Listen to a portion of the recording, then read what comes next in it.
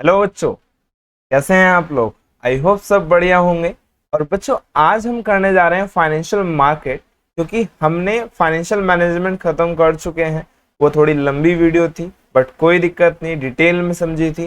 क्योंकि अब हमें करनी है लास्ट मिनट तैयारी। जी हाँ, लास्ट मिनट यानी कुछ ही घंटे बचे हैं, कुछ दिन यानी 1 या 2 दिन बचे हैं। और उस 1-2 दिन में हमें अपने पेपर की तैयारी करनी है। तो लास्ट मिनट वीडियो लेकर आए हैं। अगर आपने ये वीडियो देख ली तो आपका फाइनेंशियल मार्केट एक ही वीडियो में अच्छे से कवर हो जाएगा। तो आपको कोई और वीडियो देखने की जरूरत नहीं पड़ेगी, क्योंकि एक सिंगल वीडियो में आपको पूरा चैप्टर फाइनेंशियल मार्केट कवर कराया जाएगा, वो भी शॉर्ट ट्रिक्स के साथ में।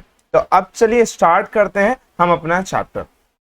तो हमने कहा भाई फाइनेंशियल मार्केट क्या होता है, व्हाट इज फाइनेंशियल मार्केट। तो हमने कहा फाइनेंशियल मार्केट समझने से पहले हम ये समझेंगे कि मार्केट का मतलब क्या होता है। मार्केट एक ऐसा प्लेस होती है जहां बायर और सेलर मिलता है एक दूसरे से। Buyer and seller meet with each other. अगर कोई एक ऐसा प्लेस है जहां एक बायर एक सेलर आपस में मिल रहे हैं बाइंग और सेलिंग करने के लिए, तो वो क्या कहलाता है, मार्केट कहलाता है। लेकिन ये तो हो गया गुड्स एंड सर्विसेज के लिए, लेकिन फाइनेंस का मार्केट क्या होता है। तो बच्चों, फाइनेंशियल मार्केट भी एक ऐसा मार्केट होता है जहां पर हमें फंड को रेज किया जाता है विद किसकी हेल्प से। हमें या तो हम बाइंग करेंगे या फिर हम सेलिंग करेंगे सिक्योरिटीज का। क्या वर्ड सुना आपने, सिक्योरिटीज। सिक्योरिटीज क्या होता है, सिक्योरिटीज का मतलब होता है कि जब भी आपको फंड रेज करना होता है तो कुछ एक इंस्ट्रूमेंट्स इशू करने होते हैं और उसके बिहाफ पर आप अपने फंड को रेज कर सकते हैं। यानी फाइनेंशियल मार्केट एक ऐसा मार्केट होता है जहां पर हम बाइंग और सेलिंग करते हैं सिक्योरिटीज का। वो कौन से सिक्योरिटीज, वो हमारे या तो इक्विटी हो सकती है, प्रेफरेंस हो सकती है, बॉन्ड हो सकते हैं, या फिर कोई और सिक्योरिटीज भी हो सकती है जैसे म्यूचुअल फंड। लेकिन हमें अभी किस पे ध्यान देना है कि फाइनेंशियल मार्केट क्या होता है। तो फाइनेंशियल मार्केट मतलब कि ऐसा मार्केट जो कहां होता है, बाइंग और सेलिंग होती है, और जहां पर हम बायर और सेलर एक दूसरे के जगह पर मिलते हैं। बट ये कितने टाइप्स की होती है, तो बेटा फाइनेंशियल मार्केट 2 प्रकार की होती है, कैपिटल मार्केट, मनी मार्केट। ध्यान से सुना, फाइनेंशियल मार्केट 2 मार्केट होती है, कैपिटल मार्केट और मनी मार्केट। लेकिन कैसे पता चलेगा कि कैपिटल मार्केट क्या होता है, मनी मार्केट क्या होता है। तो कैपिटल मार्केट वो मार्केट होता है जहां पर लॉन्ग टर्म फंड को रेज किया जाता है। ध्यान से सुना, लॉन्ग टर्म फंड को अगर रेज करना हो, लंबे टाइम के लिए अगर पैसे की रिक्वायरमेंट हो, तो हम कहां से लेंगे, कैपिटल मार्केट से। लेकिन वहीं अगर हम शॉर्ट टर्म फंड रेज करना है, तो अगर हमें शॉर्ट टर्म फंड रेज करना है तो हम कहां से पैसे ले सकते हैं, मनी मार्केट से पैसा ले सकते हैं। तो फाइनेंशियल मार्केट के अंदर 2 मार्केट आती है, capital market, money market. Capital market के अंदर लॉन्ग टर्म फंड को रेज किया जा सकता है, जैसे इक्विटी शेयर हो गया, प्रेफरेंस शेयर हो गया, डिवेंचर्स हो गए। लेकिन वही मनी मार्केट में शॉर्ट टर्म फंड को रेज किया जाता है। शॉर्ट टर्म का मतलब होता है लेस देन 1 ईयर। अगर आपको फंड की रिक्वायरमेंट होती है और फंड की रिक्वायरमेंट लेस देन 1 ईयर होती है, तो उस केस में आप मनी मार्केट से फंड रेज कर सकते हो। इसके कुछ इंस्ट्रूमेंट होते हैं और उन इंस्ट्रूमेंट को हम बोलते हैं CP, that means commercial paper हो गया, या फिर आपका ट्रेजरी बिल हो गया, और कॉल मनी हो गया, सर्टिफिकेट ऑफ डिपॉजिट्स हो गए। ये सारे हमारे मनी मार्केट इंस्ट्रूमेंट्स होते हैं जो लेस देन 1 ईयर के लिए इशू किए जाते हैं। बट कैपिटल मार्केट में इक्विटी, डेट्स, बॉन्ड्स, और इक्विटी में कौन से, इक्विटी शेयर, प्रेफरेंस शेयर। ये पैसा अगर आपको लंबे समय के लिए रेज करना है तो आप इस मार्केट में जा सकते हैं। अब बात आती है फंक्शंस क्या होता है, फंक्शंस ऑफ फाइनेंशियल मार्केट। तो बच्चा, फंक्शंस ऑफ फाइनेंशियल मार्केट का मतलब होता है कि क्या काम करती है। तो भाई देखो, उससे पहले ये समझने से पहले मैंने कहा एक बार आप ये समझ लें कि कैपिटल मार्केट क्या होती है। क्योंकि देखो, फंक्शन का मतलब क्या है कि फाइनेंशियल मार्केट क्या काम करती है। तो क्या करती है, बाइंग एंड सेलिंग करती है, किसका, सिक्योरिटीज का। बट हमें उसके आगे क्या समझना है कि कैपिटल मार्केट कितने टाइप की होती है। तो कैपिटल मार्केट 2 प्रकार की होती है, प्राइमरी मार्केट, सेकेंडरी मार्केट। दोबारा चार्ट बना रखा है और अच्छे से समझ में आएगा कि कैपिटल मार्केट 2 टाइप्स की मार्केट होती है, primary market, secondary market. Primary market वो मार्केट होती है जहां पर पहली बार, फर्स्ट टाइम अगर किसी शेयर्स को, किसी डिवेंचर को इशू किया जा रहा है, या किसी भी सिक्योरिटीज को अगर पहली बार इशू किया जा रहा है, तो ऐसी मार्केट क्या कहलाती है, प्राइमरी मार्केट कहलाती है। बट वहीं अगर हम बोले कि सेकेंडरी मार्केट, तो सेकेंडरी मार्केट क्या होती है? एक ऐसा प्लेस जहां पर ऑलरेडी जो शेयर इश्यू हो रखे थे उन्हीं शेयर्स का बाइंग और सेलिंग होती है। ध्यान से सुनना कि कोई अगर एक फर्म है एबीसी लिमिटेड, कोई कंपनी थी, उस कंपनी ने ऑलरेडी अपने शेयर इशू कर रखे थे और करने के बाद उसका बाइंग और सेलिंग दोबारा से करना चाहते हैं, तो वो किस मार्केट में होगा? सेकेंडरी मार्केट में। इसीलिए हमने यहाँ पे लिखा प्राइमरी मार्केट में वो मार्केट होती है जहां पर फर्स्ट टाइम शेयर को इशू किया जाता है, बट वहीं सेकेंडरी मार्केट वो मार्केट होती है जहां पर एग्जिस्टिंग शेयर्स का लेन देन किया जाता है, बाइंग और सेलिंग होता है, और वो क्या कहलाती है? स्टॉक एक्सचेंज मार्केट कहलाती है। यानी सेकेंडरी मार्केट का एक ऐसा प्लेस होता है और उस प्लेस का, और वो प्लेस क्या होता है? फिक्स्ड होता है। तो उस प्लेस को क्या नाम से जानते हैं? स्टॉक एक्सचेंज मार्केट के नाम से जाना जाता है। फिर हम आते हैं मनी मार्केट। तो कैपिटल मार्केट दो प्रकार की होती है। कैपिटल मार्केट दो प्रकार की कौन कौन सी होती है? हमने कहा भाई एक तो होती है हमारी प्राइमरी मार्केट, दूसरा सेकेंडरी मार्केट, ये कर लिया। अब आते हैं मनी मार्केट में। तो मनी मार्केट क्या होती है? मनी मार्केट का दूसरा नाम नियर मनी भी होता है। ध्यान से सुना, मनी मार्केट का दूसरा नाम नियर मनी भी होता है। अब मनी मार्केट का दूसरा नाम नियर मनी होता है, लेकिन हमने कहा इसके अंदर इसके मनी मार्केट इंस्ट्रूमेंट्स होते हैं। क्या होता है? Money market instruments. तो इस मनी मार्केट इंस्ट्रूमेंट में हम क्या करेंगे? हमें क्या पढ़ना है? तो मनी मार्केट इंस्ट्रूमेंट्स में हमें पढ़ना है कि कितने प्रकार के इंस्ट्रूमेंट्स होते हैं। तो बच्चों कितने प्रकार के इंस्ट्रूमेंट्स होते हैं? हमने कहा फीचर्स। ये आपको क्लियर हो गया होगा कितने कितने प्रकार के होते हैं? अभी बताया था थोड़ी देर पहले, certificate of deposit, call money, और हाँ बोलो, certificate of deposit, call money, treasury bill, yes good, okay. तो हमने कहा ये सारे हमारे क्या होते हैं? मनी मार्केट इंस्ट्रूमेंट्स होते हैं। तो मनी मार्केट को नियर मनी के नाम से भी जाना जाता है। अगर इसके फीचर्स की बात करें तो क्या फीचर्स हैं? तो बेटा इसके क्या फीचर्स है? पहला, मोर लिक्विडिटी। मोर लिक्विडिटी क्यों होता है? मोर लिक्विडिटी इसलिए होता है क्योंकि हमने कहा कि एक साल से कम का टाइम पीरियड है। अगर एक साल से कम का टाइम पीरियड है तो हम कभी भी फंड को ले सकते हैं और कभी भी वो पैसा वापस कर देते हैं, इसलिए इसमें लिक्विडिटी बहुत ज्यादा होती है। दूसरा, लो ट्रांजैक्शन कॉस्ट। बोले ट्रांजैक्शन कॉस्ट बहुत कम होती है क्योंकि शॉर्ट टर्म के लिए हमें फंड की रिक्वायरमेंट होती है, हम फटाफट जहां से पैसा लेना वहां से ले सकते हैं, उसमें ट्रांजैक्शन कॉस्ट बहुत कम लगती है। नेक्स्ट आया हमारा शॉर्ट टर्म फाइनेंशियल एसेट्स। अगर हमें कभी भी शॉर्ट टर्म फाइनेंशियल एसेट्स खरीदनी हो तो उसके लिए हम कौन सा यूज करते हैं? पैसा मनी मार्केट का पैसा यूज करते हैं। इसका मतलब अगर हमें करंट एसेट्स की रिक्वायरमेंट है और उसको पूरा करने के लिए अगर हमें पैसों की जरूरत पड़ रही है तो हम मनी मार्केट से फंड को रेज कर सकते हैं और जब पैसा आएगा तो उस पैसे को हम वापस कर सकते हैं। नेक्स्ट है कंसिस्ट ऑफ मैनी सब मार्केट्स। इसके अंदर बहुत सारी छोटी छोटी मार्केट्स आती हैं। तो जैसे हमने बोला कि भाई फाइनेंशियल मार्केट हो गई है ना, नहीं, कैपिटल कंसिस्ट ऑफ मैनी सब मार्केट्स। तो consist of many sub market का मतलब होता है जैसे ट्रेजरी बिल मार्केट अलग हो गई, सर्टिफिकेट ऑफ डिपॉजिट मार्केट अलग हो गई, कॉल मनी मार्केट अलग हो गई। तो इसी से हमने क्या बना दिए कि छोटी छोटी मार्केट्स में डिवाइड कर दिया है। अब एक साल से कम का टाइम पीरियड है और अगर आपको बहुत कम समय में पैसा चाहिए तो आप इसके थ्रू पैसा ले सकते हैं, फंड रेज कर सकते हैं। इसीलिए इसका नाम पड़ गया है स्पीडी ट्रांजैक्शन, कि इसमें जो ट्रांजैक्शन होती हैं वो स्पीडी होती है, बहुत फास्टली होती है। तो ये हमारा खत्म हो गया। अब अगर इसको याद करना हो तो कैसे याद कर सकते हैं? बेटा ध्यान देना, अगर आपको इसको याद करना है तो बहुत आसान तरीका है। हमने एक कीवर्ड बनाया है एसएससी एलएम। तो हमने एक कीवर्ड बनाया है एसएससी एलएम, और एसएससी एलएम का मतलब क्या होता है? एसएससी एलएम का मतलब होता है short term financial assets, speedy transaction, C का मतलब consist of many sub market, L का मतलब लो ट्रांजैक्शन कॉस्ट और एम का मतलब मोर लिक्विडिटी। तो इस वर्ड से एसएससी एलएम से अपने सारे फीचर्स आप अच्छे से प्रिपेयर कर सकते हैं। फिर इसके बाद नेक्स्ट हमें जो पढ़ना है यहाँ पर आप लिख सकते हैं, जो भी अपने 5 चीजें पढ़ी हैं उन 5 चीजों को आप यहाँ पर नोट डाउन कर सकते हैं। और उसके बाद आता है ट्रेजरी बिल। अब ट्रेजरी बिल जो है वो एक इंस्ट्रूमेंट है, किस चीज का? मनी मार्केट का। तो ये समझना होगा कि ट्रेजरी बिल क्या होता है, और बेटा बहुत शॉर्ट नोट बना रखे हैं तो इसको ध्यान से वीडियो को एंड तक देखना है अगर आपको ये चैप्टर अच्छे से कंप्लीट करना है। तो ट्रेजरी बिल क्या होता है? तो ट्रेजरी बिल का मतलब जीरो कूपन बॉन्ड। ध्यान से सुनना, ट्रेजरी बिल का मतलब जीरो कूपन बॉन्ड के नाम से भी जाने जाता है। क्योंकि जीरो कूपन बॉन्ड क्यों बोलते हैं? क्योंकि इस पर कोई इंटरेस्ट नहीं मिलता। बेटा अगर आपने ट्रेजरी बिल से पैसा लिया है या फंड रेज किया है तो इसके अंदर जो इन्वेस्टर इसको इन्वेस्ट कर रहा है, इसमें पैसा इन्वेस्ट कर रहा है, तो उसको कोई भी इंटरेस्ट नहीं मिलता।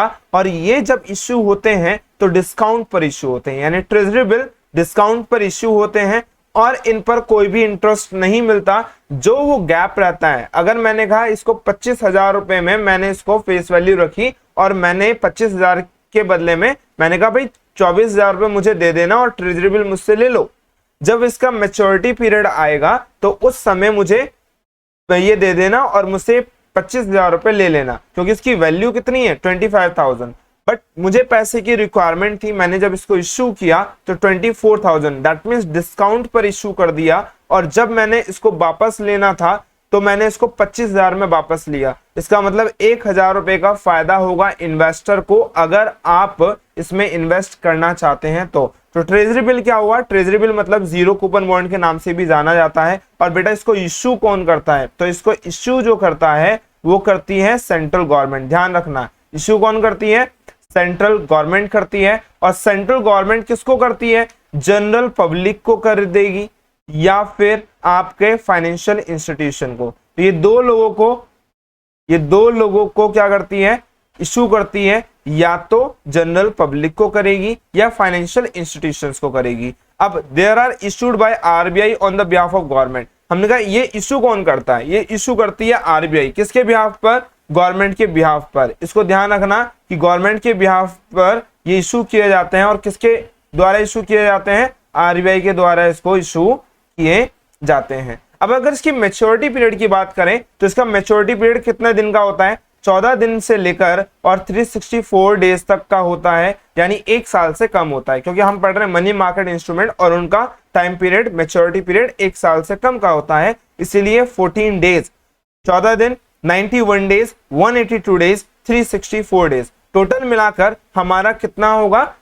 14 दिन से लेके 364 डेज तक ये इशू हो जाते हैं। There are issued as a less than face value. जो मैं अभी बता रहा था आपको कि ये इशू किस पर होते हैं? लेस देन फेस वैल्यू पर इशू होते हैं। बेटा ध्यान रखना, लेस देन फेस वैल्यू पर इशू होते हैं। और इसकी फेस वैल्यू जो होती है वो कितनी होती है? इसकी जो फेस वैल्यू होती है वो 25,000 रुपीज होती है। जो 25,000 रुपए में ये इशू किए जाते हैं तो it can be purchase in the multiple of 25,000 only. इनका जो मिनिमम प्राइस होता है वो 25,000 रुपए होता है और उसके 25,000 रुपए कितने भी आप ये इंस्ट्रूमेंट खरीद सकते हैं।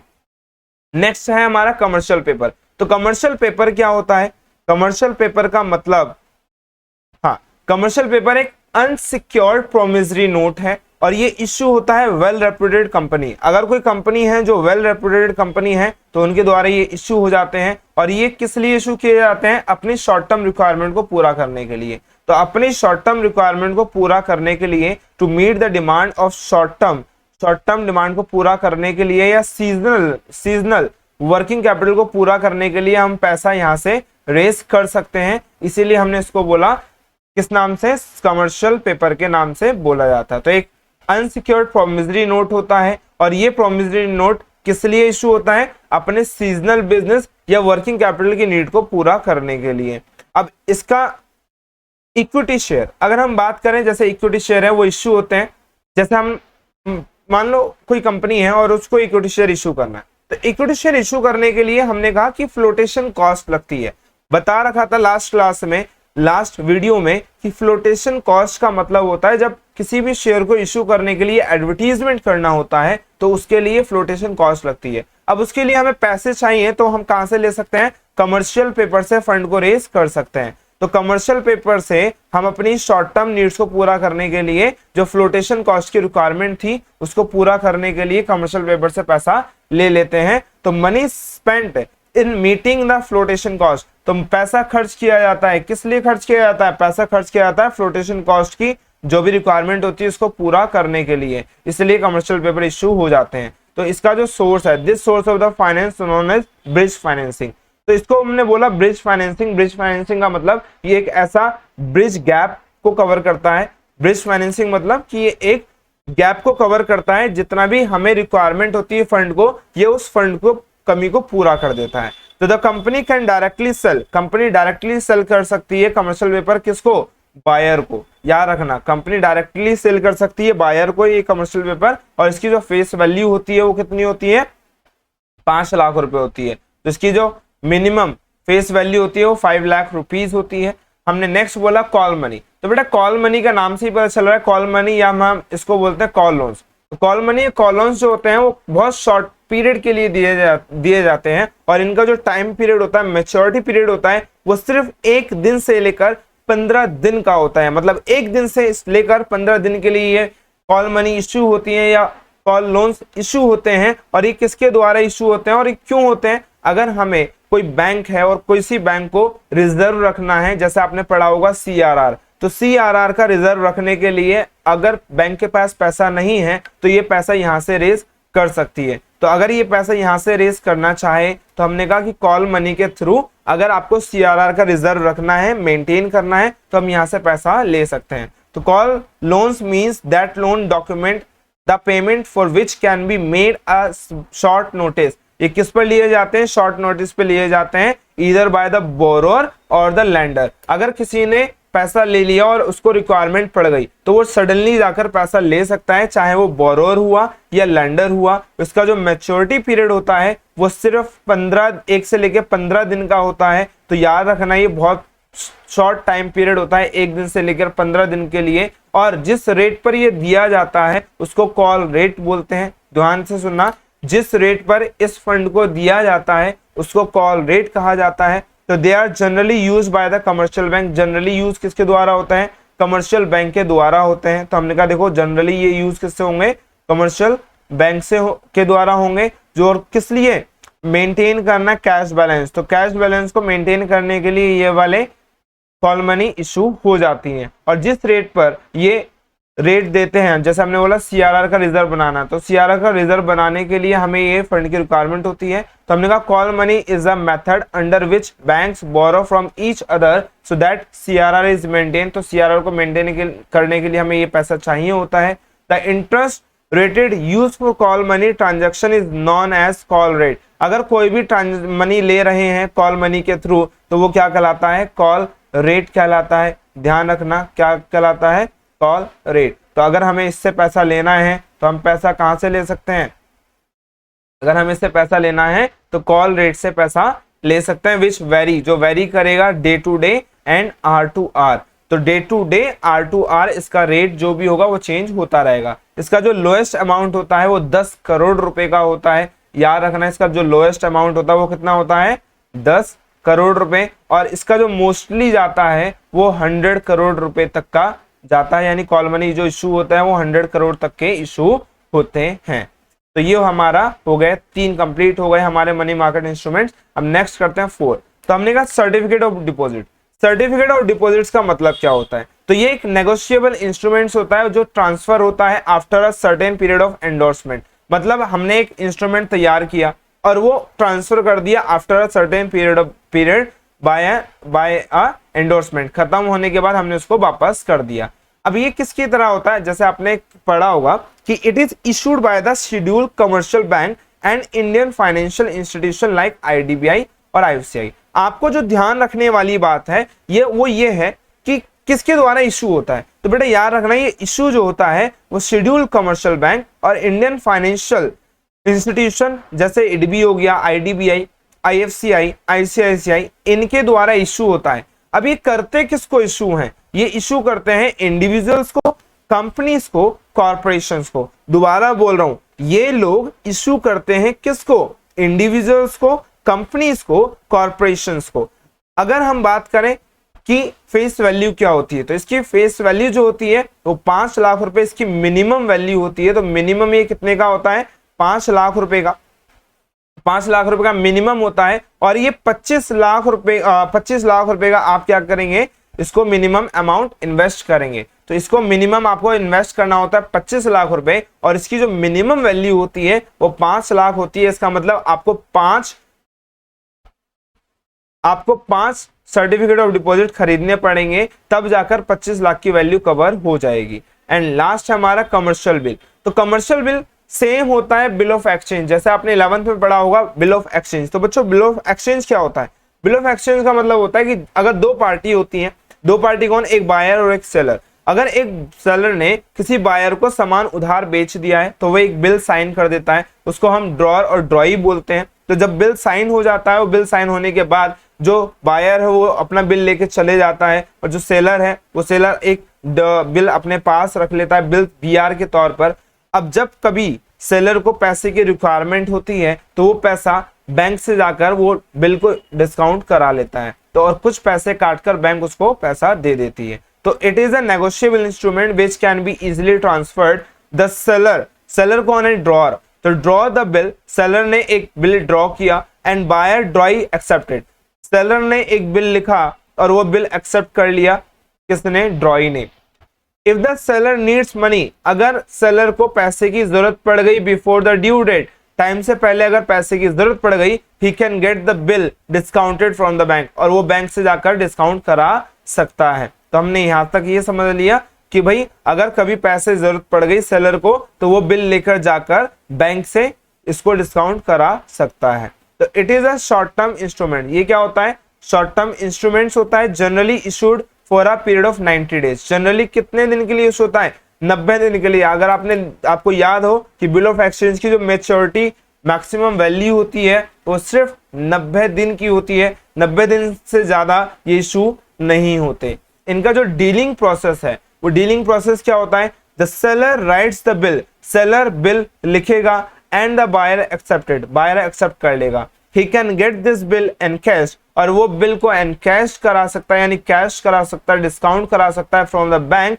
And meet his requirement for money, और मनी की रिक्वायरमेंट को पूरा कर सकता है। तो ये मिलाकर हमारा मनी मार्केट खत्म होता है। अगर इसमें कोई बच्चों डाउट है तो पूछो और कमेंट करके बताएं जल्दी, क्योंकि आपका एग्जाम आने वाला है और 1-2 दिन बाद आपका एग्जाम हो जाएगा। तो उससे पहले अगर आपको कोई भी डाउट आता है तो आप उसमें कमेंट में लिख सकते हैं।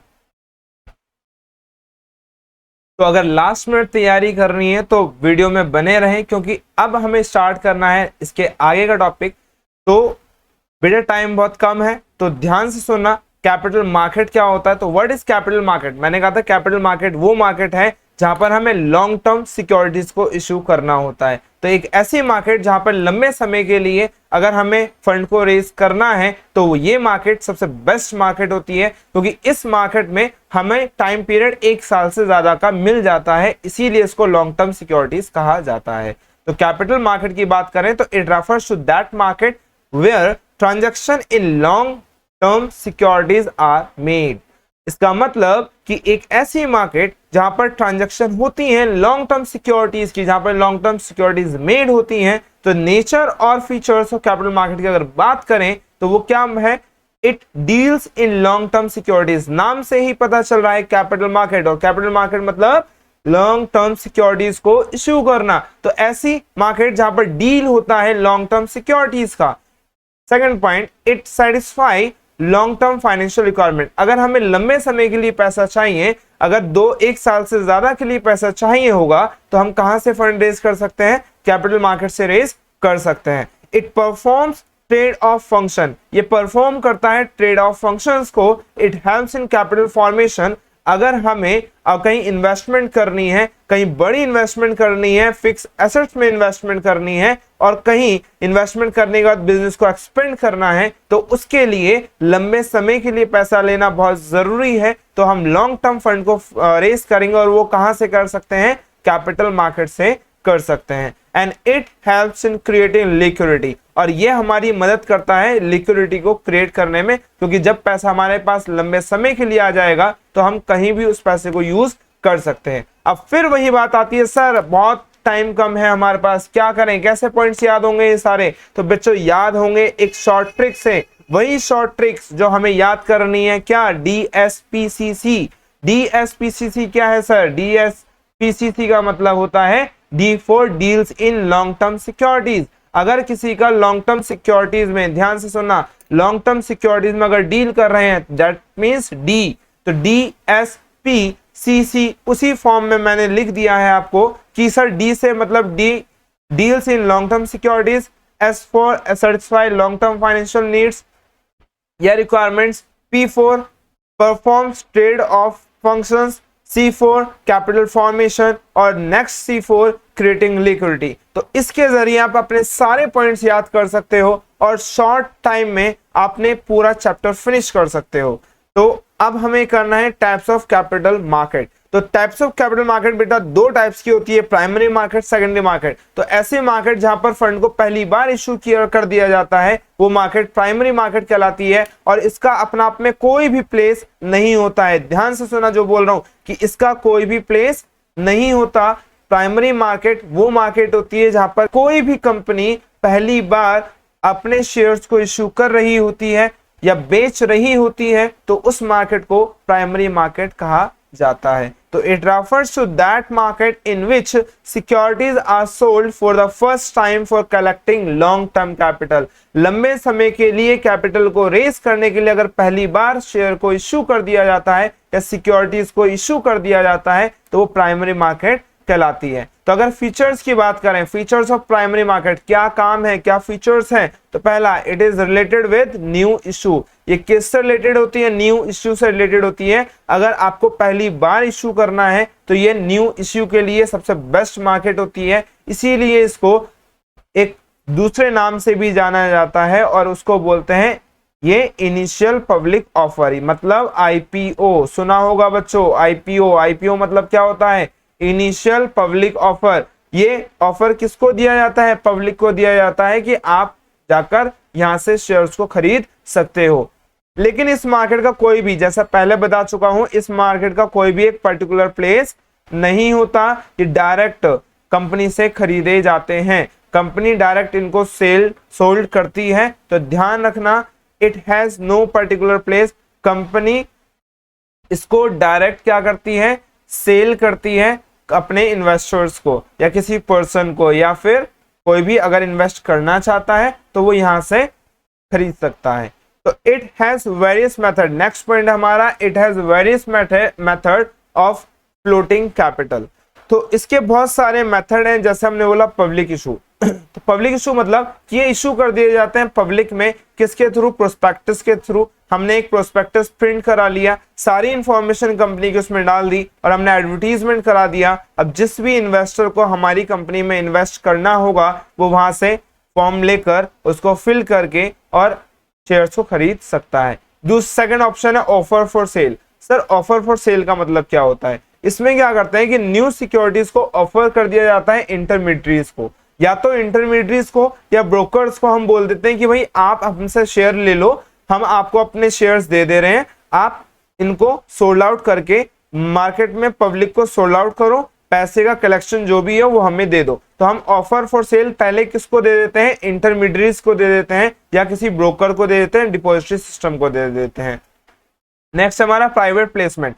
प्राइवेट प्लेसमेंट को हम बोलते हैं कि भाई सारी सिक्योरिटीज हमने आपको दे दी, किसी इंस्टीट्यूशनल इन्वेस्टर को सेल कर दी या किसी ब्रोकर को सेल कर दी। अब वो आपकी मर्जी है कि किसी भी प्राइस में आप अपना बेच सकते हो। हमें जितनी प्राइस की रिक्वायरमेंट थी हमने आपसे ले लिया। अगर किसी शेयर की वैल्यू हमने कहा 200 रुपीज है तो 200 रुपीज में हमने शेयर को सेल कर दिया। अब वो प्राइवेट प्लेसमेंट में प्राइवेट एजेंसी ने वो हमसे 200 रुपए में खरीद लिया लेकिन आगे 250 में बेच दिया, वो कर सकती है। तो प्राइवेट प्लेसमेंट का मतलब होता है कि ऐसी कोई भी कंपनी को हम शेयर्स बेच देते हैं, ऐसी किसी भी कंपनी को शेयर बेच देते हैं जिसके थ्रू हम पैसा ले लेते हैं और वो अपना आगे बेचता रहता है। एंड लास्ट पॉइंट है हमारा right. Second last point right.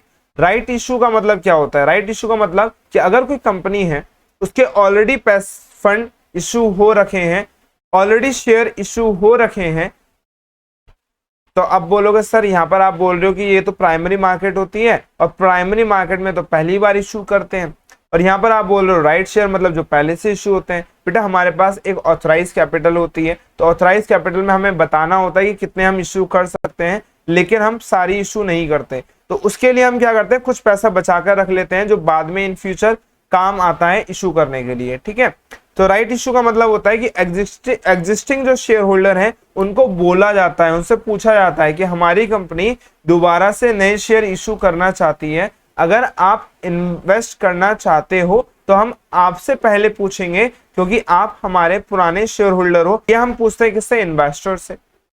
तो ये हमारे राइट इश्यू हो गए। उसके अलावा एक लास्ट होता है इलेक्ट्रॉनिक इनिशियल पब्लिक ऑफर।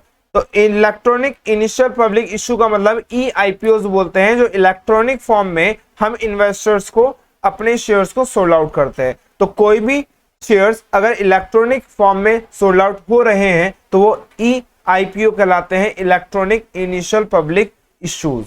यहां तो कोई डाउट है तो बच्चों पूछा। एंड लास्ट पॉइंट इसका it comes before secondary market, क्योंकि प्राइमरी मार्केट सेकेंडरी मार्केट से पहले आता है, तो इसीलिए हमने कहा it comes before secondary market. ये किससे पहले आता है? ये सेकेंडरी मार्केट से पहले आता है। यहां तक कोई दिक्कत है तो पूछिए बेटा। तो कैपिटल मार्केट में हमने कहा कि भाई प्राइमरी मार्केट होती है, सेकेंडरी मार्केट होती है। तो सेकेंडरी मार्केट कौन सी मार्केट होती है? वो मार्केट जो ऑलरेडी शेयर इशूड है उनका बाइंग और सेलिंग होता है। तो it refers to that market in which existing securities are bought and sold, मतलब ऐसे सिक्योरिटीज जो ऑलरेडी हैं उनका सिर्फ बाइंग और सेलिंग होता है। नेक्स्ट हमें पढ़ना है features of secondary market. Features की अगर बात करें सेकेंडरी मार्केट की, तो इट क्रिएट्स लिक्विडिटी। याद रखना, इट क्रिएट्स करती है लिक्विडिटी को। उसका रीजन क्या है? क्योंकि ये ऑलरेडी इशू हो चुकी होती है। तो जब भी हमें फंड की रिक्वायरमेंट होती है, यहाँ पर हम बाइंग और सेलिंग कर सकते हैं और इजीली यहाँ पर शेयर्स को बाय और सेल किया जाता है, क्योंकि एक इसका प्लेस होता है, एक पर्टिकुलर प्लेस होता है जो स्टॉक एक्सचेंज के नाम से जाना जाता है। तो बेटा याद रखना कि हमने कहा ये इसका क्रिएट्स लिक्विडिटी बहुत अच्छा होता है, इजिली फंड को कैश में कन्वर्ट किया जा सकता है, क्योंकि इसका एक पर्टिकुलर प्लेस होता है और ये प्राइमरी मार्केट के बाद आती है। इसका मतलब it comes after primary market, primary market के बाद आती है। और ये एनकरेज करती है न्यू इन्वेस्टमेंट को, कि ताकि नए इन्वेस्टर आए और यहाँ से मार्केट में इन्वेस्ट करना स्टार्ट कर दें। तो इसलिए हमने कहा कि ये एनकरेज करती है न्यू इन्वेस्टमेंट को, ताकि नए बायर आए और यहाँ पर इन्वेस्ट करना स्टार्ट कर दें। अब इससे याद कैसे करोगे? सिंपल है, सी पैक से याद कर लेना। सी पैक का मतलब होता है C for creates liquidity, PEC, P का मतलब होता है पर्टिकुलर प्लेस होता है, या फिर हमने कहा कि भाई इसका एक पर्टिकुलर प्लेस होता है और ये एनकरेज करता है न्यू इन्वेस्टमेंट को, और ये कम्स आफ्टर प्राइमरी मार्केट, और प्राइमरी मार्केट के बाद आता है। तो सी पैक से हमारे सारे पॉइंट्स फीचर्स के याद हो जाएंगे। बेटा ये सबसे अच्छा तरीका है पॉइंट्स को याद करने का, क्योंकि हमारे एग्जाम में पॉइंट्स बहुत ज्यादा जरूरी हैं, तो इनको ध्यान से हमें पढ़ते रहना है।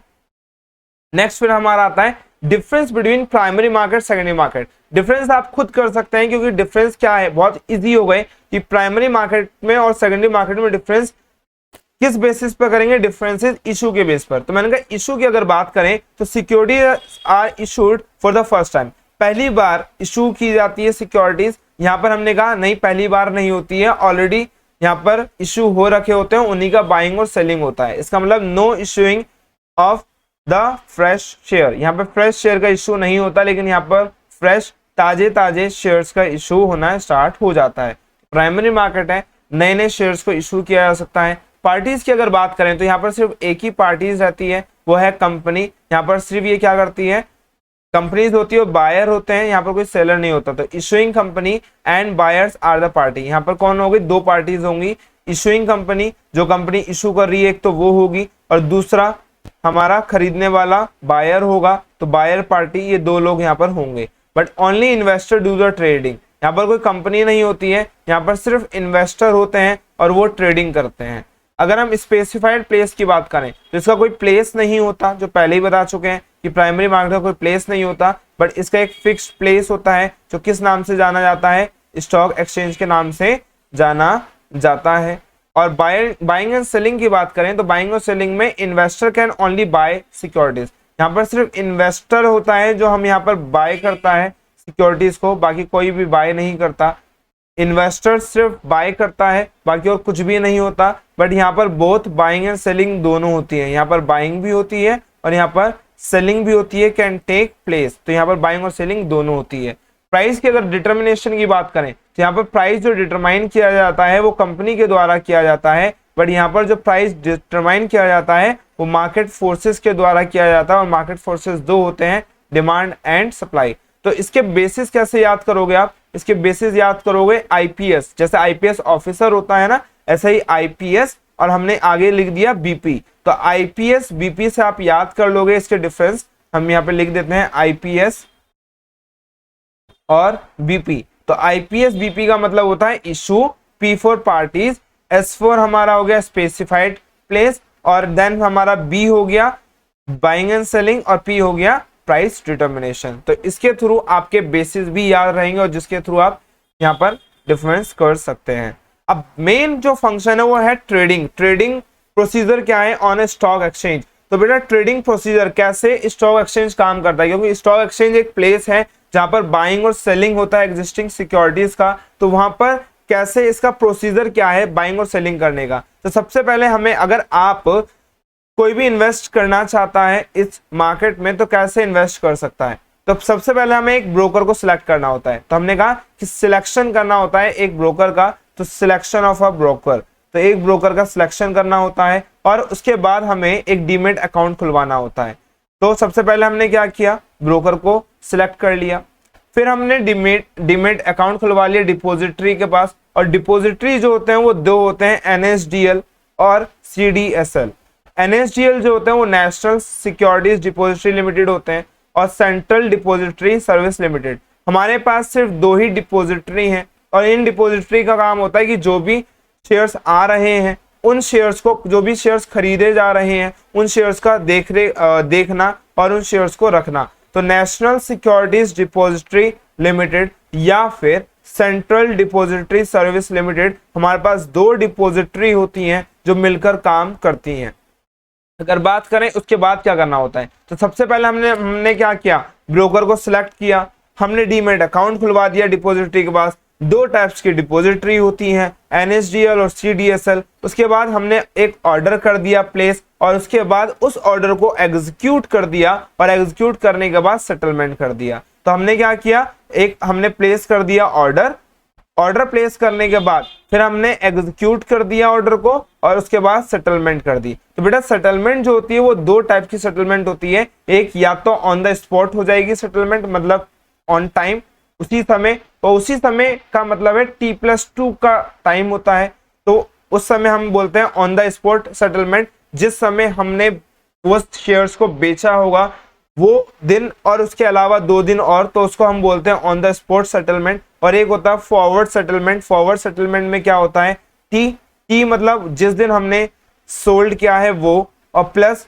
5 से 7 दिन लग जाते हैं, T+5 या T+7 ये हमारे लग जाते हैं, इसको हम बोलते हैं फॉरवर्ड सेटलमेंट। तो दो टाइप्स की सेटलमेंट होती है, या तो ऑन द स्पॉट सेटलमेंट हो जाएगी या फिर फॉरवर्ड सेटलमेंट हो जाएगी। यहां तक कोई डाउट है बच्चों तो पूछ लो।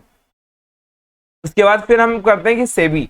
तो हमने कहा सेबी क्या है, तो सेबी बच्चों है कि ये एक ऐसी संस्था है जो क्या करती है, एक पालतू कुत्ते की तरह काम करती है। अब बोलो सर आप क्या बोल रहे हो, ये पालतू कुत्ता क्यों है और पालतू कुत्ता नाम क्यों दे रहे हो उसको। तो बेटा पालतू कुत्ते की तरह जैसे एक पालतू कुत्ता वफादार होता है अपने मालिक के लिए, सेम सेबी भी वफादार होती है, यानी सेबी बहुत अच्छा काम करती है अपने इन्वेस्टर्स के लिए। वो ये चेक करती है कि कोई अगर कंपनी जो फ्रॉड करने वाली है तो क्या हमारे इन्वेस्टर का पैसा डूब जाएगा, उसको बचाने के लिए ये सारी चीजों का देखरेख करती है। तो सेबी जो स्टैब्लिश हुआ था वो 1992 में हुआ था। तो ये अगर कभी क्वेश्चन आता है तो आप बता सकते हैं कि सेबी जो स्टैब्लिश हुआ वो 1992 में हुआ, उसका जो ऑब्जेक्टिव था, सेबी बनाने का जो ऑब्जेक्टिव था वो था रेगुलेशन ऑफ स्टॉक एक्सचेंज। कुछ रूल्स और रेगुलेशन बना देंगे, तो इसने रूल्स और रेगुलेशन बना दिए सेबी ने कि अगर कोई भी इन्वेस्टर है या कोई भी ब्रोकर है या कोई भी कंपनी अगर वो शेयर इशू करना चाहती है तो पहले इसको रजिस्टर्ड कराना पड़ेगा सेबी के अंदर, उसके बाद जाकर ये इशू कर सकते हैं, अदरवाइज इशू नहीं कर सकते। तो इनको एक सर्टिफिकेट लेना होता है इशू करने के लिए सेबी के पास जाकर। जब सेबी परमिशन देगा तभी ये शेयर्स को इशू कर सकते हैं या म्यूचुअल फंड को इशू कर सकते हैं या किसी भी सिक्योरिटीज को इशू कर सकते हैं। तो हमने कहा regulation of stock exchange. Next protection to the investor, ये इन्वेस्टर को प्रोटेक्ट करती है, ये काम है। Next checking the insider trading. अब बात करो सर इनसाइडर ट्रेडिंग क्या होता है, तो बेटा इनसाइडर ट्रेडिंग का मतलब होता है कि अगर कोई अंदर का पर्सन, क्योंकि जो हमारा स्टॉक एक्सचेंज मार्केट है वो 9:15 पे खुलता है, मॉर्निंग में सुबह 9:15 पे ये स्टॉक एक्सचेंज ओपन होता है। लेकिन अगर उससे पहले ऑलरेडी वहां का जो एम्प्लॉइज था उस एम्प्लॉय ने क्या कर दिया कि वो इंफॉर्मेशन लीक कर दी कि भाई इस कंपनी का ये हाल होने वाला है, अगर किसी के शेयर हैं तो वो शेयर यहां से बेच दो। तो वो अगर ये ऐसा कर रहा है तो उसको बोलते हैं इनसाइडर ट्रेडिंग, मतलब अंदर की इंफॉर्मेशन बाहर पहुंचा देना, that is called insider trading. तो अगर ऐसा कुछ होता है तो वो सेबी देख रहा होता है कि कोई अगर ऐसा कर रहा है तो उस पर सख्त से सख्त कार्रवाई की जाए। तो ये चेक करना इनसाइडर ट्रेडिंग हो रही है या नहीं हो रही। एंड लास्ट है कंट्रोल ओवर ब्रोकर्स। ब्रोकर्स को देखना कि अगर कोई ब्रोकर है तो वो क्या ब्रोकर रजिस्टर्ड है या नहीं है, कोई ऐसा धोखाधड़ी वाला इंसान तो नहीं है जो किसी को धोखा दे रहा है और उससे पैसे एक्सेप्ट कर रहा है और उनके नुकसान कर रहा है इन्वेस्टर्स का। तो इनको चेक करना ये काम होता है हमारा किसका, सेबी का। इसलिए हम इसको ऑब्जेक्टिव्स को याद कर सकते हैं आरपीसीसी से। आरपीसीसी का मतलब regulation of the stock exchange होता है, P for protection to the investor होता है, सी फॉर चेक करता है इनसाइडर ट्रेडिंग को, एंड लास्ट सी का मतलब होता है हमारा कंट्रोल ओवर ब्रोकर्स। यानी इन सी आरपीसीसी से आप अपने ऑब्जेक्टिव्स को याद कर सकते हैं। एंड लास्ट टॉपिक हमारा फंक्शंस ऑफ सेबी। तो फंक्शंस क्या है सेबी के, फंक्शंस क्या काम करता है। तो बेटा फंक्शंस सेबी के तीन है, यानी तीन तरीके से काम करता है सेबी। पहला प्रोटेक्टिव फंक्शन, यानी उनको प्रोटेक्ट करने का काम करता है, सबसे मेन हमारा यही है कि प्रोटेक्ट करने का काम करता है, एक तो ये हो गया। दूसरा हो गया हमारा रेगुलेटरी फंक्शन, ये रूल्स और रेगुलेशन अगर कुछ बनाने हो तो सेबी इस पे काम करता है। एंड लास्ट डेवलपमेंट फंक्शन, अब चाहते हैं कि लोग आकर यहाँ पर इन्वेस्ट करना स्टार्ट कर दें, शेयर मार्केट में इन्वेस्ट करें, तो ये इनमें एक अवेयरनेस फैलाता है, यानी अवेयरनेस प्रोवाइड करता है। तो ये डेवलपमेंट फंक्शन का काम करता है। तो पहला हमने बोला कि प्रोटेक्टिव फंक्शन में अगर बात करें तो क्या है, फर्स्ट पॉइंट है हमारा कि to check unfair trade practice, ये चेक करता है कि कोई धोखाधड़ी तो नहीं हो रही, अगर धोखाधड़ी हो रही है तो उस पर कार्रवाई करना, ये इसका काम होता है। एंड नेक्स्ट है check insider trading. Insider trading को चेक करना, कोई ऐसा पर्सन तो नहीं है जो कंपनी की इंफॉर्मेशन, जो एक हमारी बेसिक इंफॉर्मेशन होती है, जो पर्सनल इंफॉर्मेशन होती है, कॉन्फिडेंशियल इंफॉर्मेशन होती है, कहीं वो लीक तो नहीं कर रहा है, इस चीज को चेक करना है। एंड टू प्रोवाइड एजुकेशन, और वो एजुकेशन प्रोवाइड कराना रिलेटिंग टू डीलिंग, कि अगर आपको डीलिंग करनी है इन्वेस्टर्स के साथ या फिर कहीं आपको पैसा इन्वेस्ट करना है इन्वेस्टर को, तो उसको ये बताना है कि किस किस तरीके से आप पैसा इशू कर सकते हैं या फंड आप अपना इन्वेस्ट कर सकते हैं, तो उसको एजुकेशन प्रोवाइड करा देना। एंड लास्ट पॉइंट है to promote code of conduct, अगर कोई कोड ऑफ कंडक्ट बनाने हैं उसको प्रमोट करना है ताकि वो हित में रहे किसी भी इन्वेस्टर के, तो उस पर कोड ऑफ कंडक्ट बना देना, ये इसका काम होता है, प्रोडक्टिव फंक्शन होता है। अगर हम रेगुलेटरी टू की बात करें टू रजिस्टर ब्रोकर, तो सबसे पहले रजिस्टर करवाता है ब्रोकर को, कि अगर कोई ब्रोकर है या सब ब्रोकर है तो पहले रजिस्टर्ड होंगे सेबी के अंदर, तब जाकर वो लोगों को इन्वेस्ट करा सकते हैं, यानी लोगों से बाइंग और सेलिंग करा सकते हैं। अगर वो रजिस्टर्ड नहीं है तो कोई भी ब्रोकर कोई भी किसी की भी बाइंग और सेलिंग नहीं करा सकता। And to register and regulate the credit rating agency. अभी क्रेडिट रेटिंग एजेंसी क्या होती है, क्रेडिट रेटिंग एजेंसी का मतलब होता है कि रेट देती है, रेटिंग्स देती है कि कौन सी कंपनी अच्छी चल रही है, कौन सी कंपनी अच्छी नहीं चल रही है। तो उस पे देखना कि कहीं वो धोखाधड़ी तो नहीं कर रही, वो कंपनी जानबूझ के पैसे लेके किसी की रैंकिंग हाई तो नहीं दिखा रही, उस पे ध्यान देना। And to register and regulate investment scheme like mutual fund, अगर कोई कंपनी है और वो कंपनी फंड रेज करना चाहती है म्यूचुअल फंड से, तो उसको ये दिखाना, रेगुलेट करना कि वो सही है या नहीं, वो कंपनी सही है या नहीं है। तो पहले रजिस्टर्ड कराना पड़ेगा अपने म्यूचुअल फंड को, तब जाकर वो इशू कर सकते हैं। एंड लास्ट पॉइंट है हमारा to carry out audit of the share market, अगर कभी मार्केट का शेयर मार्केट का ऑडिट कराना हो तो सेबी ऑडिट भी करा लेती है, ताकि ये चेक कर सके कि कोई धोखाधड़ी तो नहीं चल रही, अनफेयर ट्रेड प्रैक्टिस तो नहीं चल रही, उसके लिए वो ऑडिट भी करा सकती है। हमारा लास्ट पॉइंट है, लास्ट फंक्शन है डेवलपमेंटल फंक्शन। तो डेवलपमेंट फंक्शन का मतलब है पहला provide training to the intermediates, अगर कोई इंटरमीडिएट्स है तो उसको ट्रेनिंग प्रोवाइड कर देना, जिससे कोई भी इजी रहे उसके लिए किसी भी चीज को बताने के लिए या मार्केट को डेवलप करने के लिए। And develop the second point है develop the capital market by adopting flexible approach. तो फ्लेक्सिबल अप्रोच अडॉप्ट करना किसके लिए, ताकि मार्केट को डेवलप किया जा सके। अगर मार्केट में कोई भी चेंज आ रहा है तो उस चेंज को लाने के लिए हम क्या कर सकते हैं, डेवलप कर सकते हैं, और डेवलप करने के लिए हमें लर्न करना पड़ेगा। तो हमें फ्लेक्सिबल अप्रोच को अडॉप्ट कर लेना चाहिए, जिससे कि मार्केट को डेवलप किया जा सके। And last point research work and publish. तो हमें क्या करना है, रिसर्च करना है मार्केट में कि क्या चल रहा है क्या नहीं चल रहा, कि लोग इन्वेस्ट करना चाहते हैं और अगर नहीं चाहते तो उनको कैसे इन्वेस्ट कराया जाए, कैसे इसको डेवलप किया जाए, कैसे इनको इन्फॉर्म किया जाए। तो research work and publish different kind of information. अगर लोगों को लगता है कि पैसा डूब जाता है तो वो क्या करती है, सेबी कुछ न्यू प्रोग्राम्स चला देती है, एजुकेशनल प्रोग्राम चला देती है। जैसे आपने देखा होगा न्यूज में अब आते हैं म्यूचुअल फंड से रिलेटेड, जो सचिन तेंदुलकर भी उनकी एडवर्टीजमेंट करते हैं कि भाई अगर आपको कहीं भी इन्वेस्ट करना है तो इतनी जल्दी इन्वेस्ट नहीं करना है, अगर किसी भी म्यूचुअल फंड में इन्वेस्ट कर रहे हैं तो पहले टर्म्स एंड कंडीशन को ध्यान से पढ़ लें तब जाकर इन्वेस्ट करें। तो इसका मतलब ये कौन कराता है, ये सेबी कराता है। सेबी इसलिए कराता है ताकि लोग जागरूक हो जाएं और वो रिसर्च कर सकें और उससे मार्केट में जितने भी लोग हैं वो इजिली इन्वेस्ट कर सकें। तो ये टोटल हमारा फिनिश हो गया। अब किसी भी स्टूडेंट को अगर यहाँ पर यानी एक ही माइंड मैप चाहिए होगा तो आप यहां से बेटा देख सकते हो, इसका एसेस ले सकते हो, क्योंकि एक ही जगह पर आपको पूरा चैप्टर मिलने वाला है कि कितने टाइप्स के एनएसडीएल होते हैं। तो हमने कहा डिपॉजिटरी दो टाइप्स की होती है, एनएसडीएल और सीडीएसएल। हमने कहा कि भाई अगर मार्केट की बात करें तो मार्केट दो प्रकार की होती है, मनी मार्केट और कैपिटल मार्केट। मनी मार्केट के अंदर भी इसके फीचर्स हो गए या फिर इसके इंस्ट्रूमेंट्स हो गए।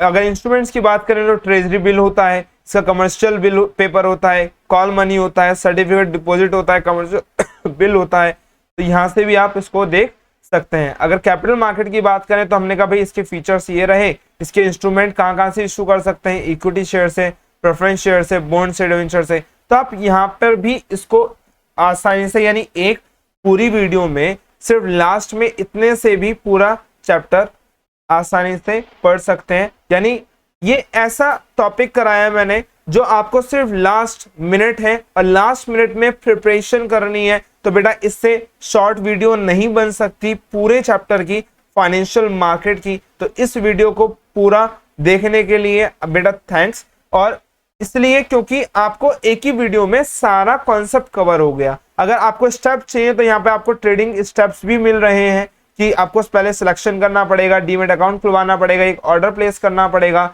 उसको एग्जीक्यूट करना पड़ेगा, देन सेटलमेंट करना पड़ेगा। तो इसके अंदर का जो कंटेंट था वो मैं ऑलरेडी ऊपर बता चुका हूँ। नेक्स्ट फिर हमारा आ जाता है ऑब्जेक्टिव की सेविंग के फंक्शंस क्या हैं, सेविंग के ऑब्जेक्टिव्स क्या हैं और सेविंग के रोल क्या हैं। तो ये फिर हमने बता दिया है। अगर आपको इसका एसेस लेना है तो आप इसका एसेस भी ले सकते हैं और स्क्रीनशॉट लेकर आप इसको पढ़ सकते हैं। तो बेटा ऐसे ही वीडियो लाने के लिए आप कमेंट कर सकते हैं और किसी भी टॉपिक के ऊपर जो टॉपिक आपको समझ में नहीं आया वो आप कमेंट करके बता सकते हैं और वहां पे अपने डाउट्स क्लियर कर सकते हैं। तो आज के लिए इतना ही। All the best for your exams और अच्छे से लिख कर आना, पॉइंट्स कोई भी मत छोड़ना और ध्यान से पॉइंट्स लिख कर आने। और पॉइंट्स याद करने का तरीका मैं ऊपर बता चुका हूं, बहुत सिंपल तरीके से पॉइंट्स याद करने का तरीका बताया है और उसी तरीके से आप उनको फॉलो करेंगे। तो मिलते हैं नेक्स्ट वीडियो में और वीडियो के डिस्क्रिप्शन में